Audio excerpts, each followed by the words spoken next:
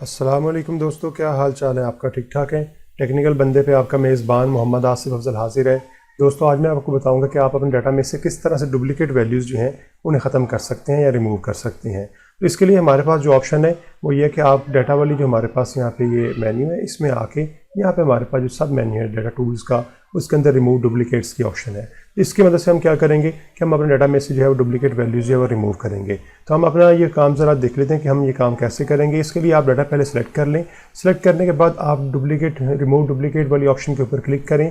जैसे आप ऊपर क्लिक करेंगे तो जितने हमारे पास यहाँ पे कॉलम्स हैं वो उन सब की बेस के ऊपर पूछ रहा होगा क्या मैं इन सब की बेस के ऊपर डुप्लीकेट वैल्यूज जो है उन्हें रिमूव कर दूँ। तो फिलहाल चूँकि हमने इनके अंदर डुप्लीकेट वैल्यूज़ रखी हुई हैं, मैं इसी के बेस के ऊपर ओके करता हूँ। तो वो कहते हैं 2 डुप्लीकेट वैल्यूज़ जो हैं उन्हें मैं यहाँ से रिमूव कर रहा हूँ। बाकी 11 यूनिक वैल्यूज़ जो हैं वो यहाँ पे एग्जिस्ट कर रही हैं। तो अगर हम ओके करते हैं तो हुआ क्या था, हमारे पास ये वाली जो वैल्यू थी ये हमारे पास डुप्लीकेट वैल्यू थी। उसने इसके क्या किया, 2 इसकी और डुप्लीकेट वैल्यूज़ थी उनको यहाँ से रिमूव कर दिया। मैं कंट्रोल-Z करता हूँ तो यहाँ पे हमारे पास वो वैल्यूज़ जो हैं वो वापस आ जाएंगी। लेकिन अगर हम ये डुप्लीकेट वैल्यूज़ जो है इन्हें रिमूव किसी और कॉलम 1 या 2 कॉलम के बेस के ऊपर करना चाह रहे हो तो हम उसके बेस के ऊपर भी इन्हें जो है वो रिमूव कर सकते हैं। मिसाल के तौर पे मैं यहाँ पे बाकी सारे कॉलम जो है अनसेलेक्ट कर देता हूँ, सिर्फ टाइप की बेस के ऊपर जो है वो मैं डुप्लीकेट वैल्यूज़ रिमूव करना चाह रहा हूँ। तो टाइप की बेस के ऊपर चूँकि हमारे पास यहाँ पे अगर आप देखें तो सिर्फ 2 ही वैल्यूज़ हैं जो बार बार रिपीट हो रही हैं। तो इसकी बेस के ऊपर करूँगा तो हमारे पास देखें यहाँ पे 11 डुप्लीकेट वैल्यूज़ जो है रिमूव हो गई हैं। तो बाकी 2 वैल्यूज़ जो हमारे पास वो रह गई हुई हैं।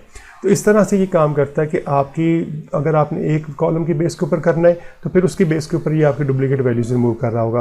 लेकिन अगर आप मल्टीपल कॉलम्स के बेस के ऊपर रिमूव करना चाह रहे हैं तो फिर ये मल्टीपल कॉलम के बेस के ऊपर करेगा। एक और एक्सपेरिमेंट हम कर लेते हैं, हम टाइप और उसके बाद जो है सप्लायर आईडी की बेस के ऊपर इनको जो है वो रिमूव कर लेते हैं।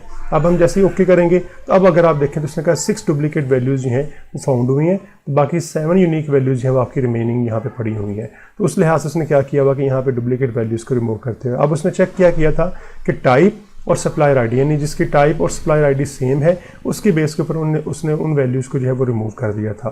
तो इस तरह से आप अपने डाटा में से जो है वो डुप्लीकेट वैल्यूज़ जो है एक कॉलम या मल्टीपल कॉलम्स के बेस के ऊपर जो है रिमूव कर सकते हैं। तो उम्मीद है आपको इसकी समझ आ गई होगी।